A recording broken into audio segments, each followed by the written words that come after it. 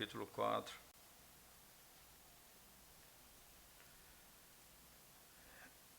Nós vamos, primeiramente, nós vamos ler essa seção que vai do verso 1 até o verso 11. Depois nós vamos ler Lucas capítulo 4 também, que trata da mesma perícope, mas em outro contexto específico. Mateus primeiro, Evangelho segundo Mateus, capítulo 4. Nós vamos ler a partir do verso 1. Diz assim a palavra de Deus. A seguir, foi Jesus levado pelo Espírito ao deserto para ser tentado pelo diabo. E depois de jejuar 40 dias e 40 noites, teve fome. Então o tentador, aproximando-se, lhe disse: Se és filho de Deus, manda que estas pedras se transformem em pães. Jesus, porém, respondeu: Está escrito, não só de pão viverá o homem, mas de toda palavra que procede da boca de Deus. Então o diabo o levou à cidade santa, colocou-o sobre o pináculo do templo e lhe disse: Se és filho de Deus, atira-te abaixo, porque está escrito, aos seus anjos ordenará a teu respeito que te guardem, e eles te susterão nas suas mãos, para não tropeçares em alguma pedra. Respondeu-lhe Jesus: Também está escrito, não tentarás o Senhor teu Deus. Levou ainda o diabo a um monte muito alto, mostrou-lhe todos os reinos do mundo e a glória deles, e lhe disse: Tudo isto te darei, se prostrado me adorares. Então Jesus lhe ordenou: Retira-te, Satanás, porque está escrito, ao Senhor teu Deus adorarás, e só a ele darás culto. Com isto o deixou o diabo, e eis que vieram anjos e o serviram. Nós vamos ainda em Lucas capítulo 4, vamos ler Lucas 4, versos de 1 a 13. A mesma narrativa, só que nós vamos explorar aqui em outros aspectos, mas vai ser essa a base nossa. Primeiro, diz assim o verso 1, do capítulo 4. Jesus, cheio do Espírito Santo, voltou do Jordão e foi guiado pelo mesmo Espírito no deserto, durante 40 dias, sendo tentado pelo diabo. Nada comeu naqueles dias, ao fim dos quais teve fome. Disse-lhe então o diabo: Se és o Filho de Deus, manda que esta pedra se transforme em pão. Mas Jesus lhe respondeu: Está escrito, não só de pão viverá o homem. E elevando-o, mostrou-lhe no momento todos os reinos do mundo. Disse-lhe o diabo: Dar-te-ei toda a autoridade e a glória deste reino, porque ela me foi entregue, e a dou a quem eu quiser. Portanto, se prostrado me adorares, toda será tua. Mas Jesus lhe respondeu: Está escrito, ao Senhor teu Deus adorarás, e só a ele darás culto. Então o levou a Jerusalém e o colocou sobre o pináculo do templo, e disse: Se és o Filho de Deus, atire-te daqui abaixo, porque está escrito, aos seus anjos ordenará a teu respeito que te guardem, e eles te sustentarão nas suas mãos, para não tropeçares em alguma pedra. Respondeu-lhe Jesus: Dito está, não tentarás o Senhor teu Deus. Passadas que foram as tentações de toda sorte, apartou-se dele o diabo até o momento oportuno. Amém. Vamos orar mais uma vez ao Senhor. Senhor, nós te damos graças porque temos a grande bênção da tua parte de separarmos esse momento para estudarmos a tua palavra e aprendermos da tua bondade, da tua misericórdia e da tua obra gloriosa que nos liberta verdadeiramente das garras do diabo. Ensina-nos, Senhor Deus, a olhar a tua palavra pela ótica, pelo entendimento, pela operação do Espírito Santo, para que o Senhor, somente o Senhor, possa ser adorado e nós possamos ser edificados com as verdades tão profundas da tua palavra.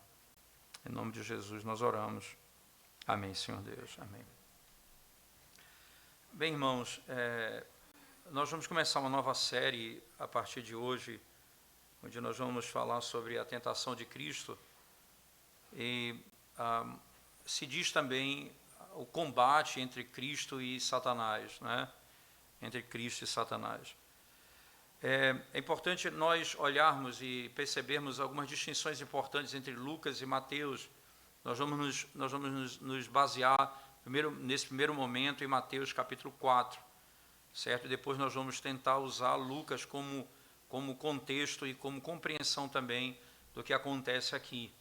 É óbvio que nós aprendemos à luz do processo da revelação e até mesmo da posição do texto, de acordo com as histórias, com as narrativas que antecedem e que vêm após essa narrativa, né, que ela tem um papel importante para Lucas e um papel importante para Mateus. Mateus vai olhar para essa tentação numa ótica e Lucas vai olhar para essa mesma narrativa com outra ótica. Não que elas são contraditórias, mas a obra de Cristo ela é tão complexa que 4 evangelistas escrevem sobre a mesma história, mostrando os efeitos e a beleza e a glória da obra de Cristo, a fim de que claramente nós possamos compreender as várias nuances daquela mesma história. E tudo isso autorizado, inspirado pelo próprio Espírito Santo. Então, como é que esse texto de Mateus, particularmente, ele se divide?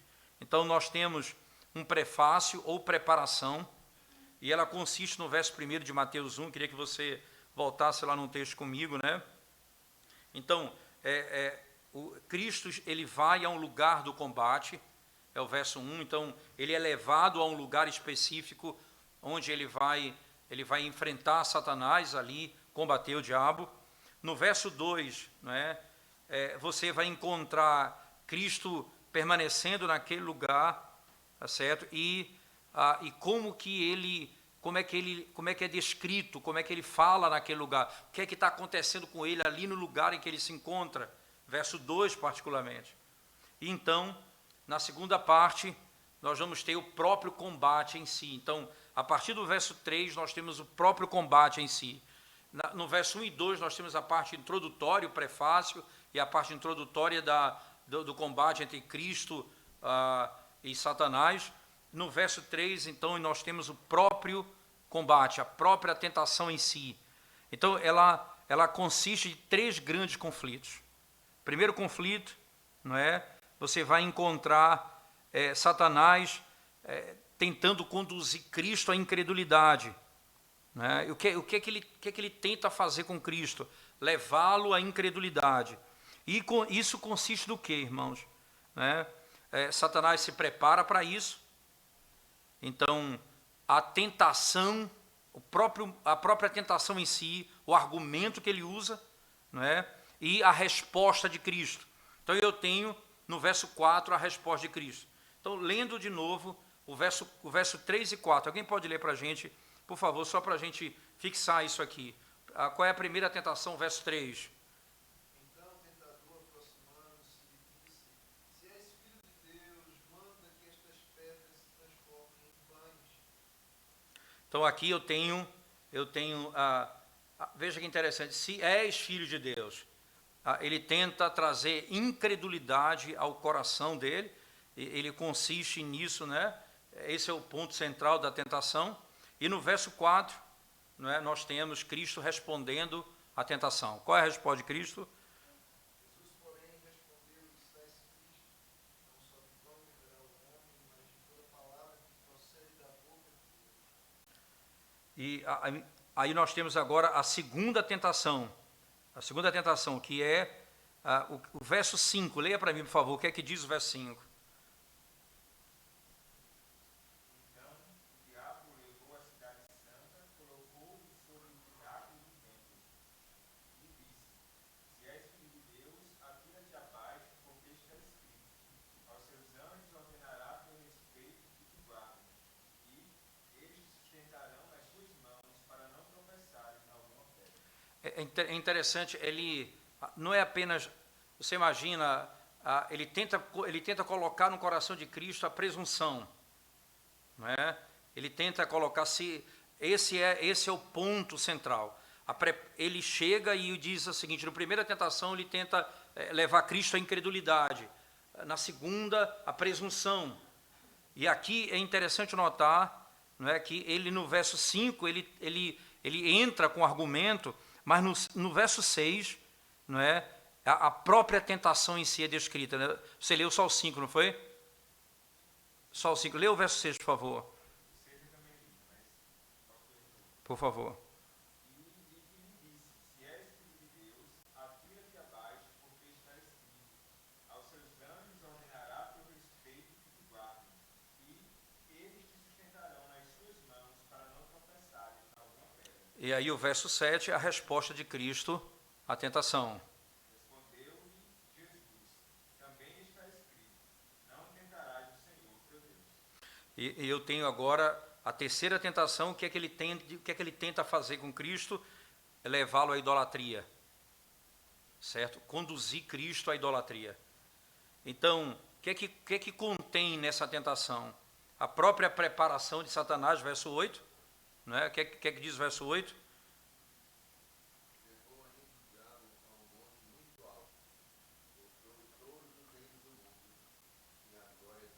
Então, você percebe que em todos eles tem uma preparação. Ele mostra alguma coisa para Cristo, então ele o tenta, não é? Então há sempre essa figura. Ele prepara o cenário e ele então vem com a tentação. Aqui, mais uma vez, ele faz a mesma coisa. E aí no verso 9, vem a própria tentação. Leia para mim, por favor, o verso 9. Alguém pode ler.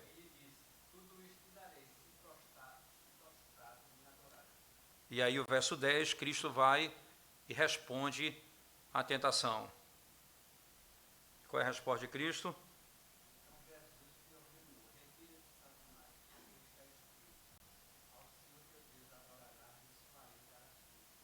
E aí nós temos a conclusão, que é um desfecho feliz, não é? Satanás se aparta de Cristo, verso 11, e os anjos vêm para ministrar a Cristo, no verso 11 também. Então, encerra assim. Então, nós temos três partes nessa narrativa. Primeiro, não é, o prefácio, ou a preparação, não é, da tentação. As três tentações seguidas com uma lógica, uma organização muito clara, não é, a tentação, não é, a preparação para isso, a tentação em si e a resposta de Cristo. A preparação, a tentação e a resposta. E o desfecho final, na última parte, então, quando Satanás se aparta da presença de Cristo e os anjos chegam para ministrar a Cristo. Nós temos em Tiago, no capítulo 4, versos 7 e 8, a seguinte declaração, não é? Que nós devemos nos submeter a Deus, resistir ao diabo e ele fugirá de nós. Há uma declaração direta no livro de Tiago: resistir ao diabo e ele fugirá de vós. Mas no verso ele diz assim: achegai-vos a Deus e ele se chegará a vós outros, e resistir ao diabo e ele fugirá de vós.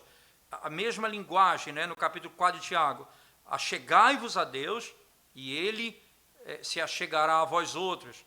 Resistir ao diabo e ele então fugirá de vós. Então, por exemplo, lá na primeira carta de Pedro, eu queria rapidamente que alguém lesse esse texto para a gente. Primeira carta de Pedro, capítulo 5, verso 9. 1 Pedro 5, verso 9. Resistirem firmes na fé, certos de que sofrimentos iguais aos vossos estão cumpridos na vossa irmandade, espalhada pelo mundo. Veja a expressão resistir firme na fé. Resistir quem mesmo, irmãos?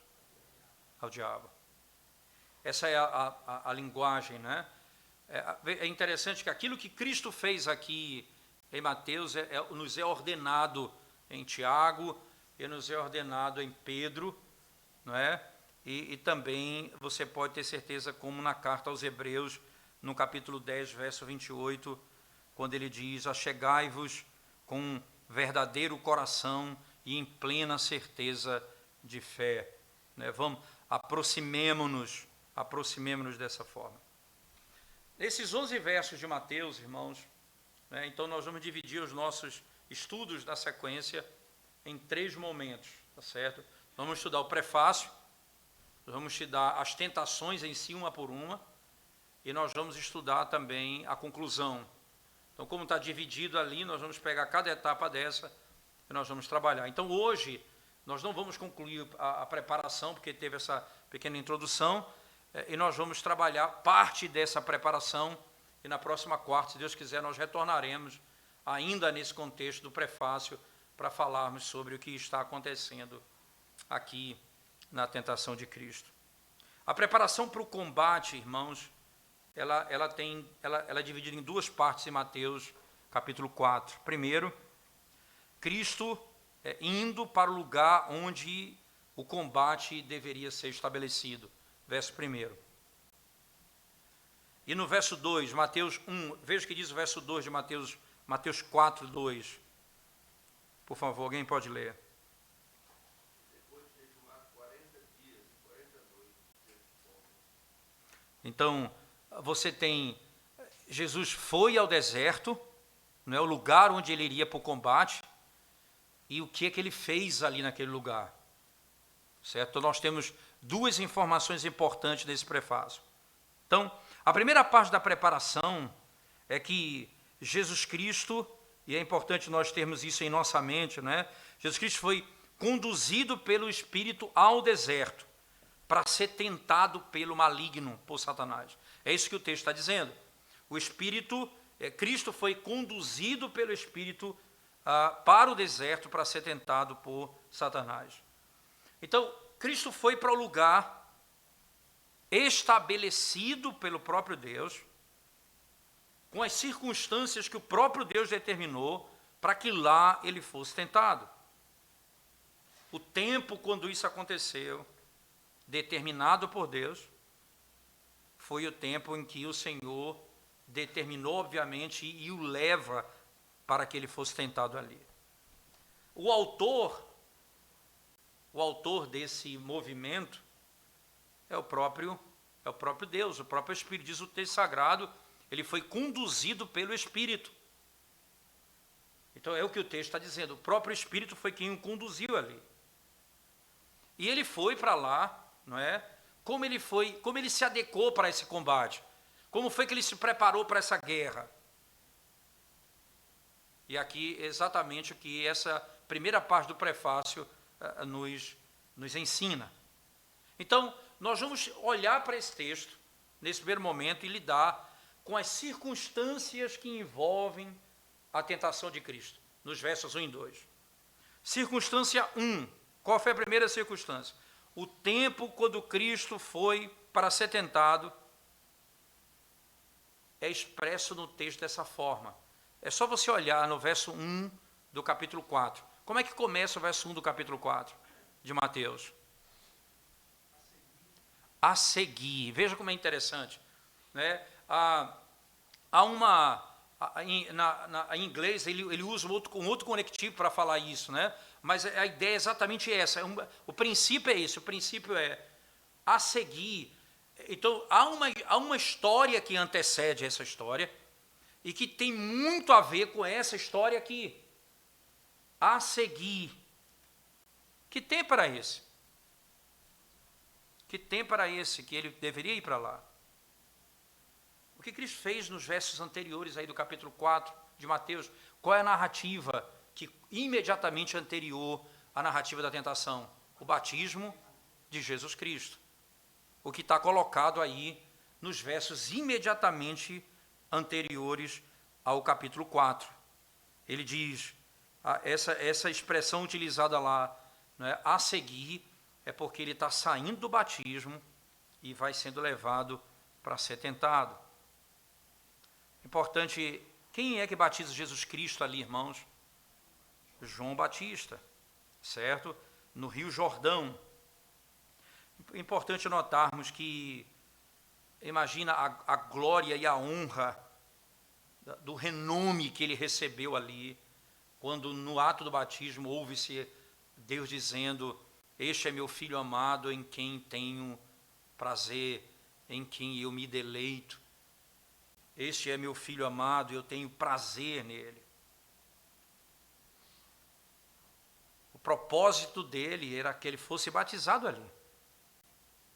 Mas por que essa história antecede imediatamente ao batismo o batismo de Cristo antecede a história da tentação, a narrativa da tentação?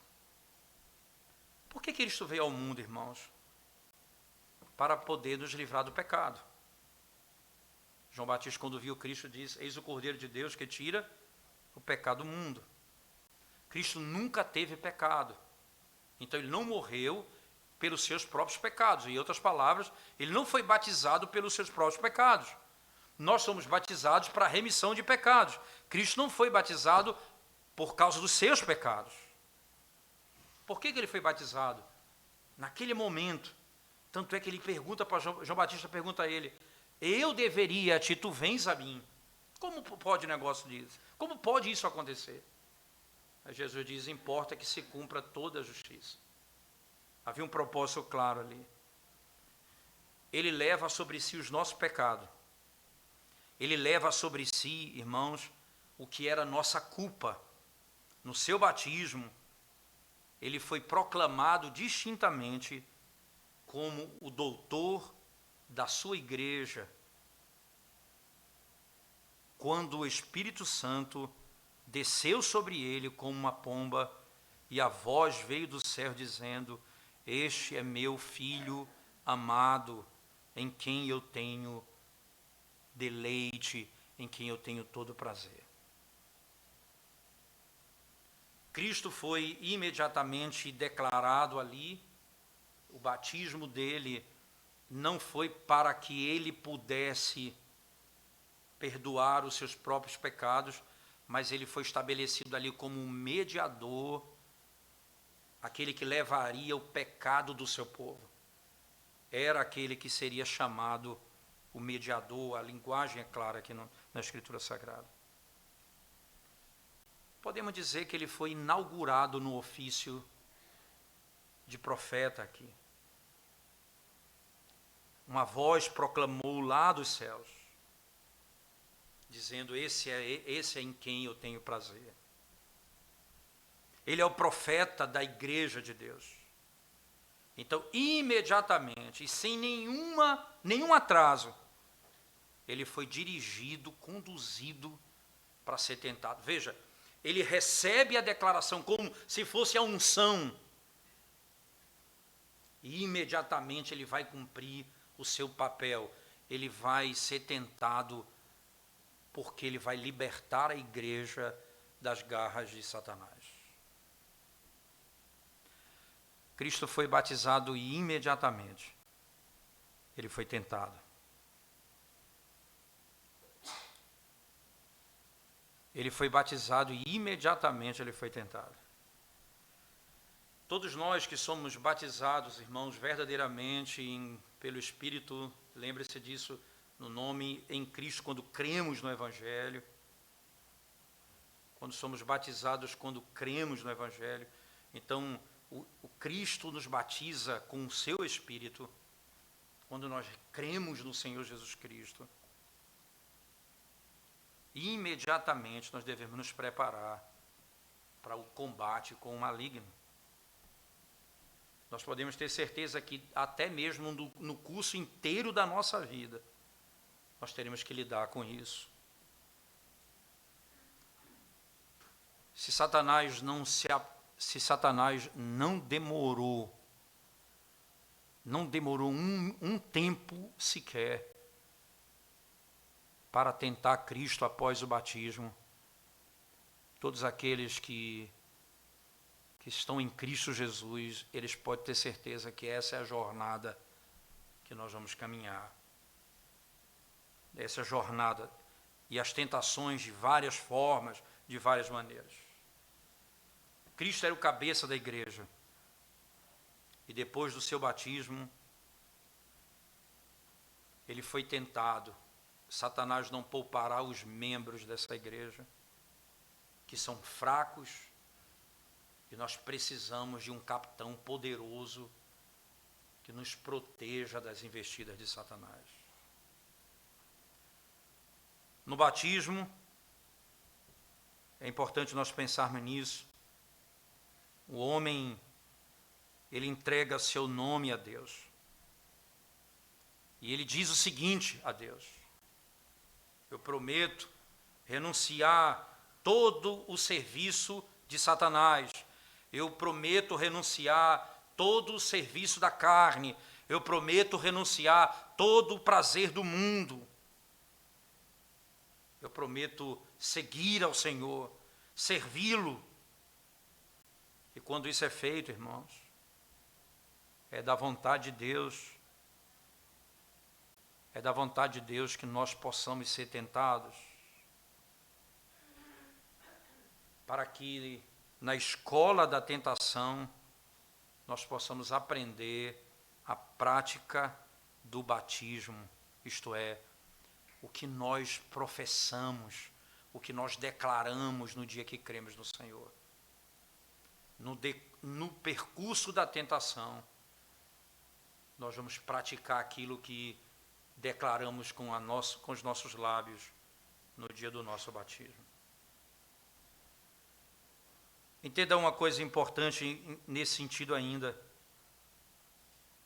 Muitos homens dirão que eles nunca imaginavam que seguir a Cristo os levaria imediatamente às tentações desse mundo. Até porque imagina olhar para o evangelho da nossa época, onde seguir a Cristo é viver muito bem, seguir a Cristo é não passar por nenhum tipo de sofrimento, seguir a Cristo é não ter nenhum tipo de angústia, é de não passar por ansiedade, é de não viver a dor de um mundo caído. Certamente é muita frustração para os crentes verdadeiros, enquanto o nosso Senhor, no dia do seu batismo, imediatamente ele foi levado para ser tentado. Mas por outro lado, isso também mostra, irmãos, que quando nós abandonamos o mundo, o pecado e o diabo, nós dizemos que nós vamos crer em Deus de todo o nosso coração, nós vamos servi-lo e nós vamos andar de conformidade com os preceitos que ele mesmo estabeleceu. Outro aspecto importante que nós podemos frisar aqui, né, nesse outro momento, é que perceba que tão logo os filhos de Israel estavam sob a escravidão de Faraó, eles nunca foram perseguidos pelo exército de Faraó. Mas quando eles colocaram o seu caminho na direção de Canaã, então ele partiu contra eles, com todo o seu poder e com toda a malícia do seu coração. Enquanto os homens estão em pecado e submetem-se a si mesmos à escravidão de Satanás, ele passará por isso numa certa paz. Não é isso que afeta, não é isso que causa estranheza ao crente, quando ele diz, ele é ímpio e está vivendo tão bem, ele é ímpio e está tão bem na vida dele. Mas se um dia eles derem as costas para os prazeres desse mundo, rumando para Canaã celestial, e se entregarem ao serviço de Deus, eles serão perseguidos. E o exército virá poderosamente contra eles, dizendo, voltem para o caminho de onde vocês saíram, voltem para a cidade de onde vocês partiram. Lembre-se que no deserto de Israel, não poucas vezes disse, voltemos para o Egito, eu tenho saudade daquele mundo ali. Logo quando começamos a marchar rumando a Canaã, essas coisas serão próprias da nossa natureza. Ainda uma figura interessante é que quando o pássaro ele está preso numa armadilha ou preso numa rede, não é? Enquanto ele está ali parado, nada acontece com ele. Mas quando ele começa a se mexer com a intenção de querer sair dali, a armadilha cada vez o prende mais, o sufoca mais. Quanto mais nós podemos perceber que a graça de Deus veio sobre nós, mais nós podemos ver que nós estamos firmes no Senhor, você pode ter certeza que logo Satanás se voltará para tentar o povo de Deus. Quando eles deixam o curso do pecado, o maligno busca espalhar a sua rede para prendê-los na armadilha. Interessante que o próprio Senhor Jesus Cristo nos ensina, não é, que nós devemos vigiar e orar para não cairmos em tentação. Vigiar e orar para não cairmos em tentação. E Paulo diz isso, né? Ele diz que nós devemos nos revestir de toda a armadura de Deus para nos prepararmos contra as investidas do maligno. Nós devemos nos revestir, e isso não há outra forma de você poder vencer as investidas de Satanás se não for pela consciência clara de que nós estamos revestidos pelo Senhor, por Cristo. Essa é a lógica da tentação. Imediatamente após Jesus Cristo ser batizado ali, ele foi levado para ser tentado. Outra coisa interessante é que logo após a sua inauguração como mediador, não é? Ele foi levado para ser tentado, e isso nós aprendemos outra coisa importante, que quando você olha para a sua vocação, e você sabe que a sua vocação, o seu chamado é para servir ao Senhor, certamente são muitas as tentações na direção de impedir que você cumpra aquilo que Deus lhe chamou para fazer. Satanás queria impedir Jesus de ir à cruz. Ele queria impedir que Cristo morresse na cruz. Ele queria impedir que ele cumprisse o seu propósito.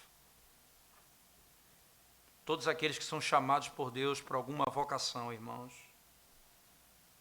pode ter certeza disso, espere por tentações. Se o cabeça foi assim, será assim também com todos os membros do corpo. Preste atenção nesse exemplo, eu acho que é importante nós pensarmos nele. Davi quando imediatamente ele foi apontado por Deus como rei sobre o seu povo, Saul começou a persegui-lo e continuou todos os dias da sua vida. 1 Samuel, capítulo 18, verso 9 e 11. Todos os dias, tão logo Davi foi ungido rei de Israel, Saul parte para cima dele. O nosso Salvador Jesus Cristo chamou seus apóstolos para serem os apóstolos e o fundamento do ensino da igreja. Aqueles que iriam estabelecer o fundamento do ensino da igreja. E quando o Senhor os toma e os leva para o mar, eles dormem. E o navio começa a balançar. Cristo ali dorme. É interessante isso, que o mar começa a se agitar e eles começam a ter medo naquele momento. Uma grande tempestade está vindo contra eles. Eles têm medo de morrer. Eles dizem: mestre, salva-nos, nós vamos perecer.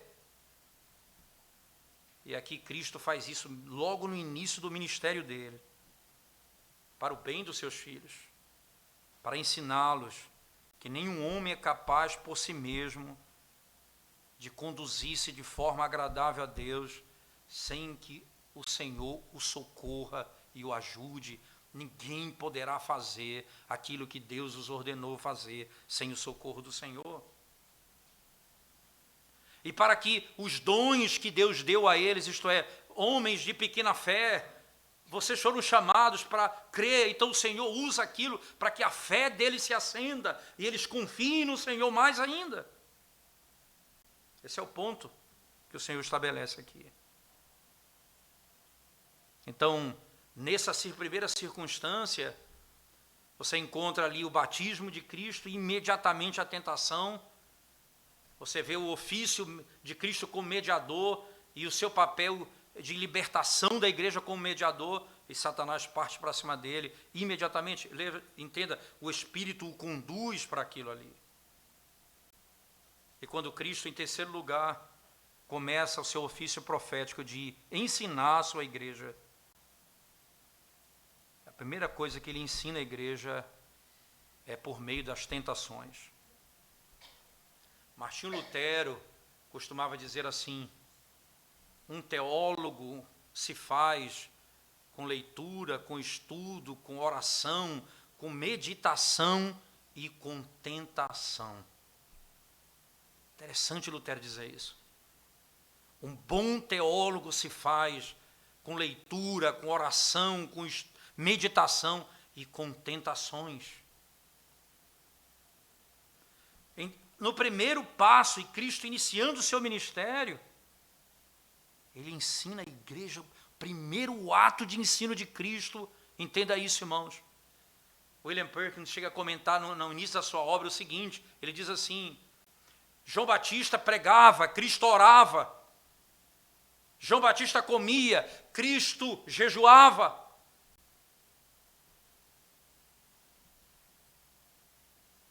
João Batista enfrentava os filhos do demônio encarnado.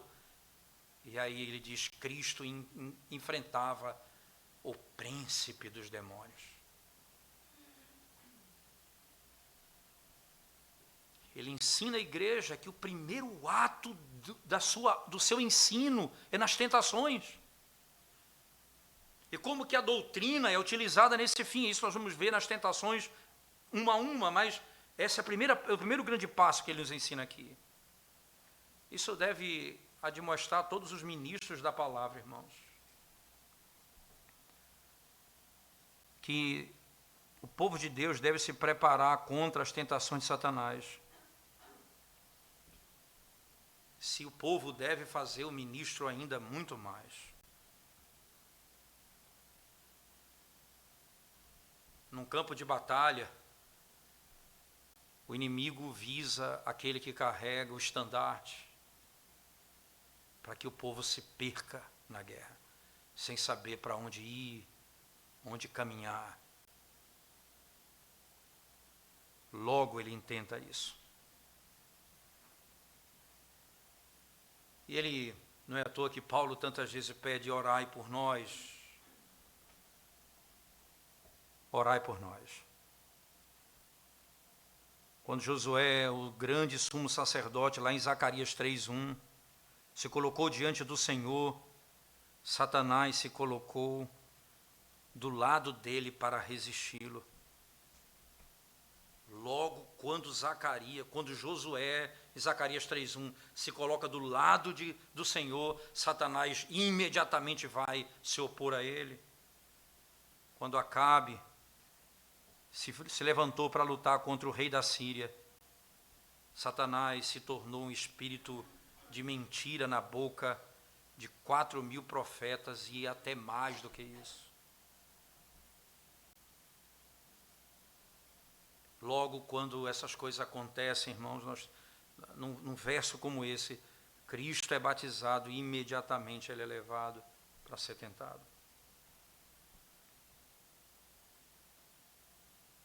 Os ministros e pregadores da palavra, irmãos, eles são enviados pelo Senhor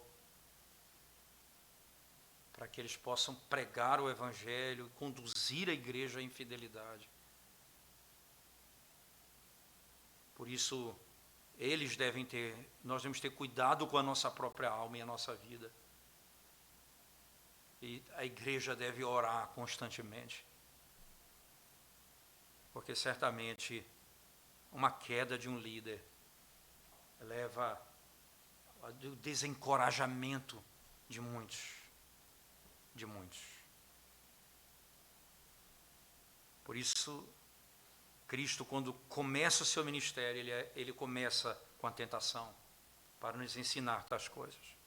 Mas, em quarto lugar, no fato de Cristo ter sido tentado, antes dele começar a pregar, porque é importante isso, nós aprendemos que é bom e é útil para os ministros de Deus exercitarem a sua fé nas tentações e por variadas causas. Eles precisam aprender, e aí os líderes, aí o pai, o marido, o pastor, não é, todos aqueles que são chamados para serem líderes. Cristo é tentado antes que ele vá pregar. Antes que ele vá pregar. Para que eles possam, Cristo vai nos ensinar isso, para que eles possam ser capazes para ministrar ajuda e conforto àqueles que são tentados. Há um aspecto que, como diz lá em Hebreus 4, nós devemos nos achegar ao trono da graça na tentação para recebermos de Cristo, aquele que venceu Satanás, graça e força para resistirmos à tentação e o tentador, mas também os ministros da palavra, eles precisam disso. É interessante que um determinado puritano, escrevendo sobre o ministério pastoral, ele disse assim, ele disse que o pastor deveria ser aquele que ele passa pelas dificuldades da igreja, a fim de que ele seja capaz de consolar a igreja nas muitas dificuldades dela. E se compreenda o que se passa, e se entenda. Não tenha dúvida disso. Porque quando nós passamos por tentações, nós podemos entender a palavra de Deus corretamente. A palavra de Deus não pode ser entendida, irmãos, em muitos lugares, sem tentação. Veja, abra sua Bíblia comigo lá em Atos capítulo 5, verso 24 e 25. Atos capítulo 5, versos 24 e 25. Alguém pode ler para a gente, por favor?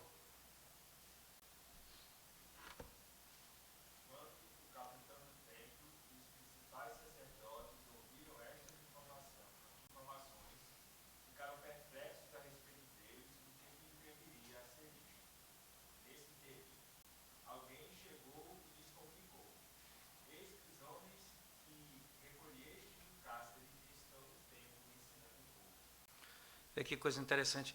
É nesse momento que eles passam a ensinar. Eles são levados como criminosos. Eles estão ali no cárcere, ensinando o povo. É nessa circunstância onde a palavra é melhor entendida. Onde você compreende melhor a Escritura.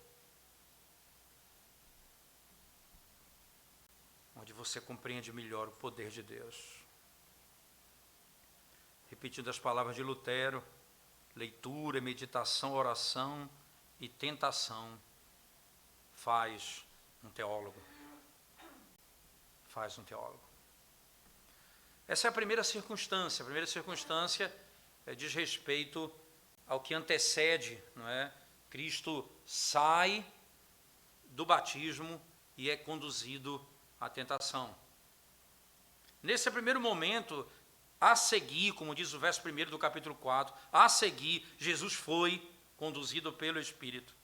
Então, nós temos aqui Cristo como aquele que é o mediador, aquele que é o mediador entre Deus e o homem.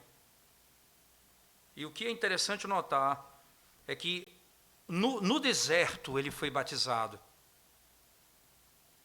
Você vai lembrar muito bem, nós vamos fazer essas conexões quando chegar na hora oportuna, como que nas tentações de Cristo, irmãos, ele cita muito Deuteronômio 6 e 8. No capítulo 8 de lá, Deus te deixou sem comida, comeste um maná que teus pais não conheciam, para poder te mostrar que não, nem só de pão vive o homem, mas de toda a palavra que procede da boca do Senhor. Israel, no deserto, não cumpriu a vontade de Deus. Cristo, no deserto, ele é o verdadeiro Israel. É o Israel. E ele é aquele que vai vencer a tentação. Ele vai usar exatamente a mesma linguagem utilizada em Deuteronômio capítulo 6 e capítulo 8, particularmente. E nós vamos ver isso com mais detalhes na sequência. Deixa eu falar da circunstância 2, um pouco mais curto, e aí eu deixo as outras circunstâncias para outra quarta-feira, se Deus permitir. A circunstância 2 é quem é o autor, ou quem é a causa eficiente de Cristo ser tentado, ou ser levado para ser tentado. Quem é exatamente a causa? O texto diz, o Espírito Santo. Ele foi conduzido pelo Espírito. Entenda aí, a palavra conduzido, irmãos, significa que Jesus foi levado, separado pelo Espírito para aquele trabalho, para aquele fim. Não é que ele foi transportado, não, ele foi levado pelo Espírito de fato, conduzido pelo Espírito para aquele local.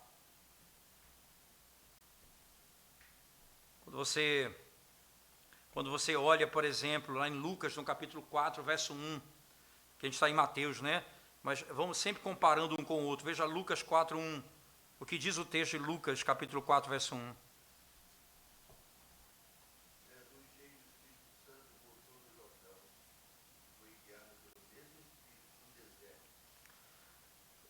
Veja, Cristo estava cheio do Espírito para se encontrar com Satanás naquele combate. Cheio do Espírito. Ele foi conduzido, o Espírito o leva. É por isso que lá tem um outro texto no Evangelho que fala isso também, lá em Marcos, que só usa 2 versos para descrever toda essa história. Marcos 1, verso 12, veja lá. Marcos 1, 12, veja o que diz o texto, por favor. Logo o Espírito impeliu para o deserto. O Espírito o impeliu ao deserto. Em Lucas ele diz que ele estava cheio do Espírito. Lembre-se que em Mateus o Espírito vem sobre ele é ungido ali. É essa a imagem, ele está cheio do Espírito Santo, para começar o seu ministério. Era peculiar isso, irmãos, porque ele não foi forçado, ele não foi constrangido, foi voluntariamente. Quando o texto diz assim, ele foi levado pelo Espírito, você pode imaginar que ele talvez não quisesse ir, mas o texto diz que ele estava cheio do Espírito e foi conduzido pelo Espírito. Voluntariamente ele foi. A expressão pelo Espírito aqui, entenda, não é o Espírito mau, é o Espírito Santo de Deus, é que o texto claramente diz. Porque a palavra Espírito aparece sozinha aí, então alguns podem pensar que seja, mas aqui está se referindo ao Espírito Santo.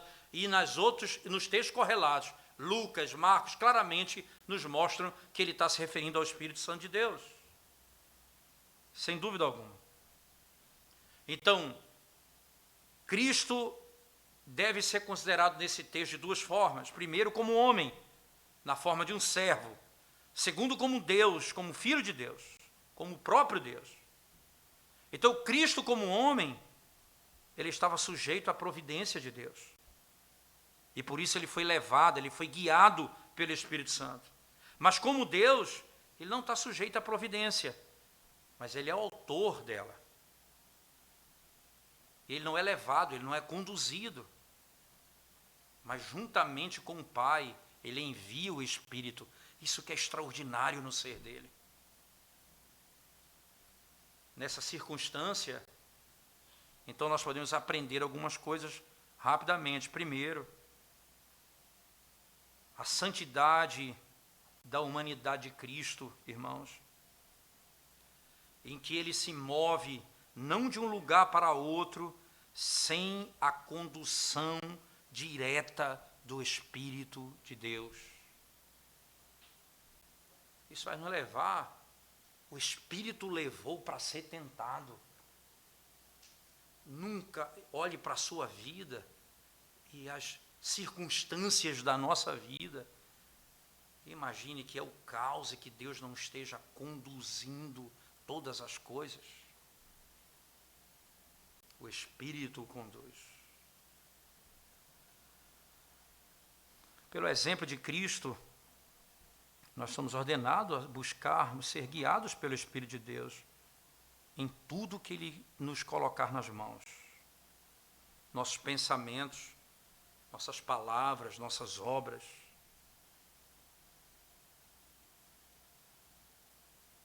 Todo filho de Deus, irmãos, é guiado pelo Espírito de Deus. Está lá em Romanos 8, verso 14. E interessante que Paulo, lá em Romanos, usa a mesma palavra que Lucas utiliza. A mesma palavra que diz que Cristo foi levado para ser tentado. Lá em Romanos 8, 14, ele diz que todo filho de Deus é conduzido pelo Espírito. Veja lá, Romanos 8, 14, essa linguagem utilizada. E a palavra é a mesma. Todo filho de Deus é conduzido pelo Espírito. Romanos 8, 14. Leia para mim, por favor.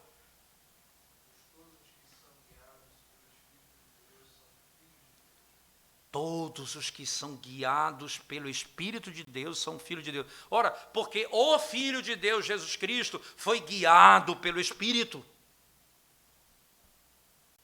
E nós somos guiados por Ele também. E nós deveríamos ter isso na nossa mente, irmão. Nós devemos fazer como Davi fez no Salmo 27.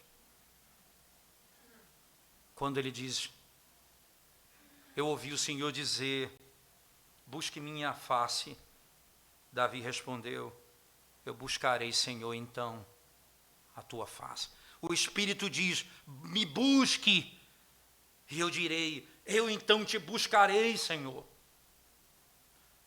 O Espírito me conduz para a leitura da palavra, então eu vou ler a palavra. O Espírito me conduz para andar em santidade, então eu vou buscar a santidade, segundo como Ele me conduz pela palavra. E aí, se nós andarmos dessa forma, nós seremos guiados pelo Espírito de Deus. Porque Ele guia o homem por sua palavra. Ele nos guia por sua palavra. Segundo ponto importante dessa circunstância, Cristo foi conduzido para a tentação pelo Espírito de Deus. Nós aprendemos que as tentações não vêm a nós, irmãos, por azar, por sorte, não nem tanto pela vontade ou pelo prazer do maligno somente, porque ele não pôde tocar em Jó se Deus não permitisse. Nem mesmo ele pôde, os demônios puderam entrar nos porcos sem que Cristo o permitisse. A tentação, ela vem pela permissão justa de Deus. E vem, irmãos, ela não vem sem a sua providência especial e sem suas ordenanças. O combate de Cristo com Satanás foi decretado por Deus por apontamento especial no seu conselho eterno. Por isso, Cristo foi levado pelo Espírito para se encontrar-se com o maligno, para que ele pudesse realizar a obra de mediador, para que ele pudesse vencer Satanás. Porque pela tentação lá no jardim, ele venceu a humanidade. Então Deus se faz homem para vencer o tentador e libertar a sua igreja das garras de Satanás. As garras de Satanás. Podemos pensar que a tentação ela é muito variada. Veja só por que isso é importante. Ele ordenou que as tentações, a tentação de cada cristão, e ordenou as circunstâncias dela.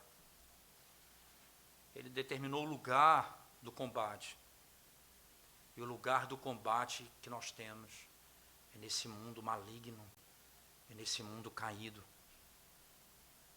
Os atores são Satanás e cada cristão. Satanás e cada cristão. O imperador e juiz é o próprio Deus, que governa e vence Satanás. É por isso que o fim, como foi no caso de Cristo, foi bendito e foi feliz, que Satanás se aparta de Cristo. É somente nessa perspectiva que nós aprendemos em Tiago. Resistir ao diabo e ele fugirá de vós. É somente em Cristo. Ele dá uma declaração direta nas tentações. Ele diz: ainda não sobreveio tentação que não fosse humana, e juntamente com ela, ele nos dará o escape, o livramento. Deixa eu concluir dizendo alguns pontos importantes aqui, irmãos, nessa parte final dessa circunstância 2. Quando nós somos jogados de um lado para o outro e tentados por múltiplas tentações, nós não podemos imaginar que isso é estranho. Nós devemos olhar, como Tiago no capítulo 1, verso 2, nós devemos contar isso com grande alegria, o passarmos por muitas provações e até mesmo tentações. Por quê, irmãos? Porque a bênção de Deus, porque a bondade de Deus nos conduz para esse embate, para que a graça dele triunfe. E nós sairemos livres, guardados no combate que nós temos contra ele, contra Satanás. Segundo ponto importante, nós devemos aprender a trabalhar com paciência diante das aflições e das tentações. Não use meios iníquos para livrar-se, para que você seja livre das tentações, porque elas vêm por providência especial do Todo-Poderoso, e Ele nos conduzirá dessa forma. Então, não pense de nenhuma maneira em se livrar das tentações de modo ilícito, porque senão você caiu delas.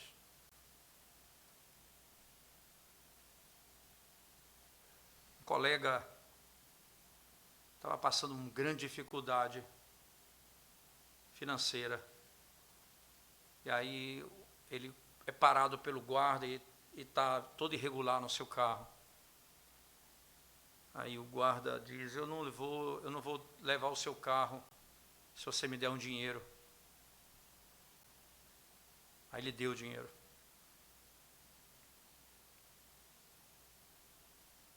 Ele foi tentado e foi derrotado ali.